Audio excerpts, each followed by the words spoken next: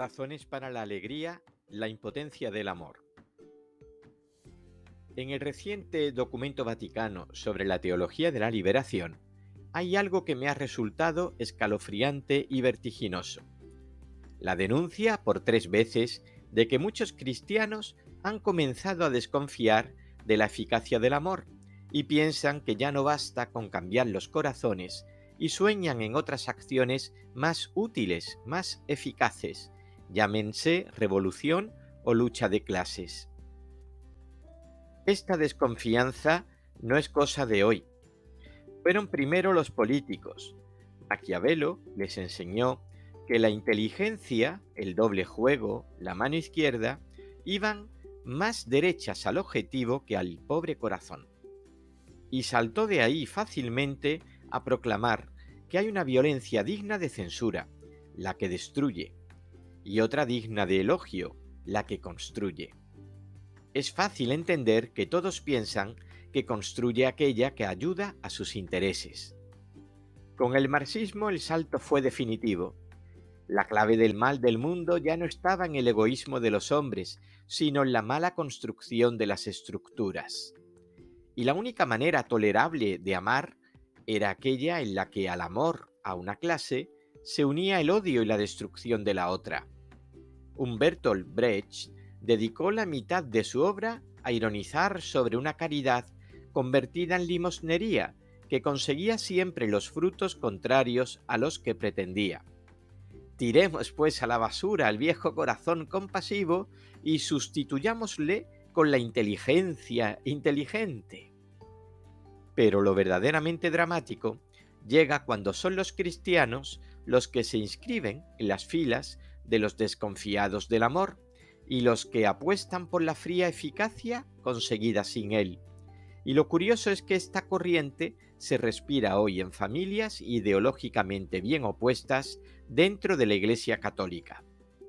Yo, por ejemplo, no he entendido nunca que en algún libro piadoso se pida que el corazón esté cerrado con 7 cerrojos y se asegure que para amar más a Dios hay que estar atento de no amar demasiado a los hombres.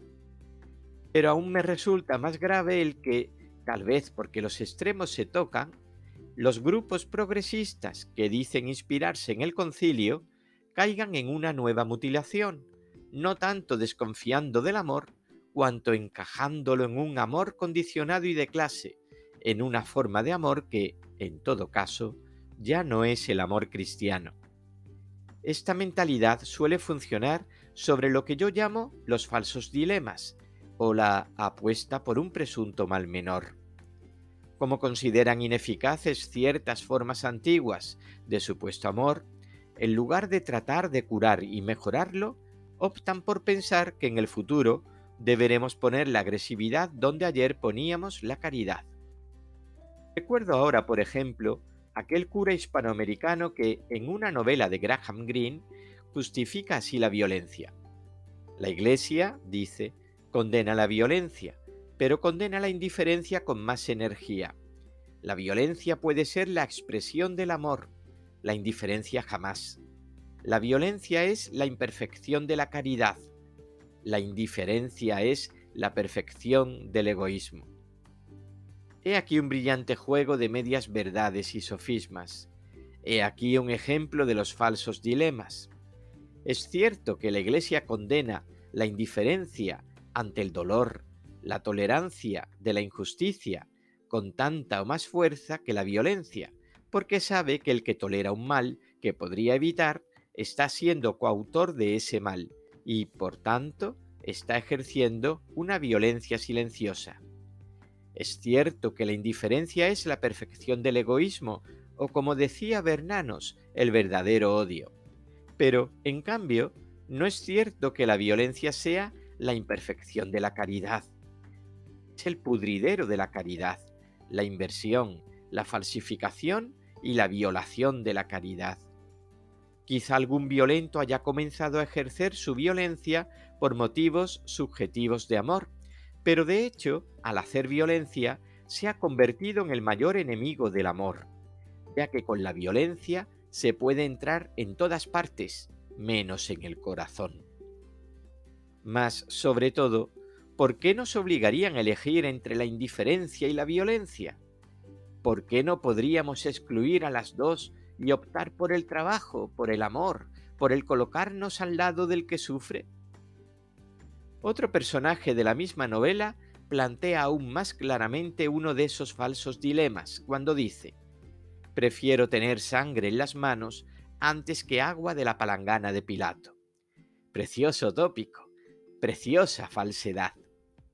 Elegir entre la sangre del asesinato y el agua de la falsa sentencia es tan absurdo como optar entre la muerte por fusilamiento o por guillotina, porque entre las manos lavadas de Pilato y las ensangrentadas del asesino o del guerrillero están las manos tercas y humildes de Gandhi, las manos piadosas y caritativas de la Madre Teresa, las manos firmes y exigentes de Martin Luther King, las manos ensangrentadas, pero de la propia sangre, de Monseñor Romero, las manos orantes de una carmelita desconocida, las manos de una madre, las manos de un obrero.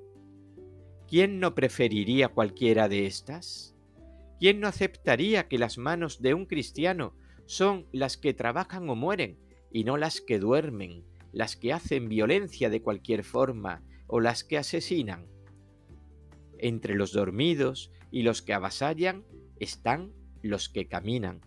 Entre las cruzadas de izquierda o de derecha están los que, humildemente, hacen cada día su trabajo y ayudan a ser felices a 4 o 5 vecinos.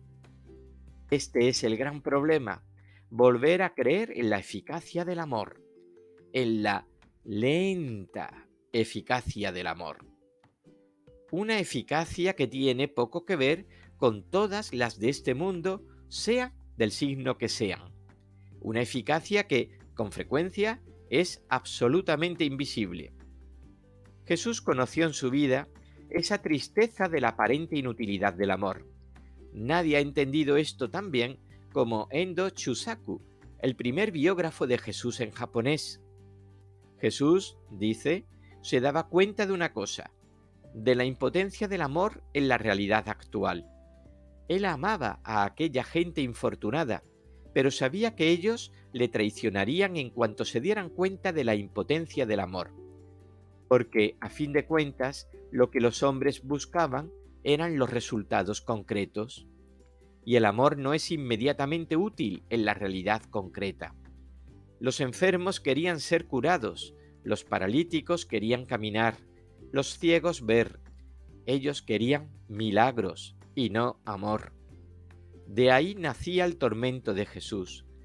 Él sabía bien hasta qué punto era incomprendido, porque él no tenía por meta la eficacia o el triunfo. Él no tenía otro pensamiento que el de demostrar el amor de Dios en la concreta realidad. Tal vez los ilustres le mataron porque les estorbaba.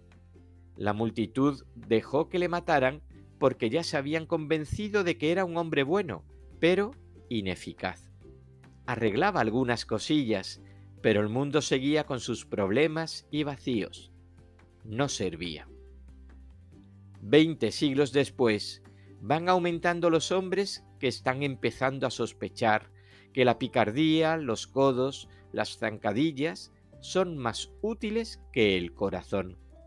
Cientos de miles de cristianos buscan otras armas más eficaces que el amor. En el amor, hoy ya solo creen los santos y unas cuantas docenas de niños, de ingenuos o de locos. Pero si un día también estos dejaran de creer, en ello habríamos entrado en la edad glaciar. Razones para la alegría, la impotencia del amor.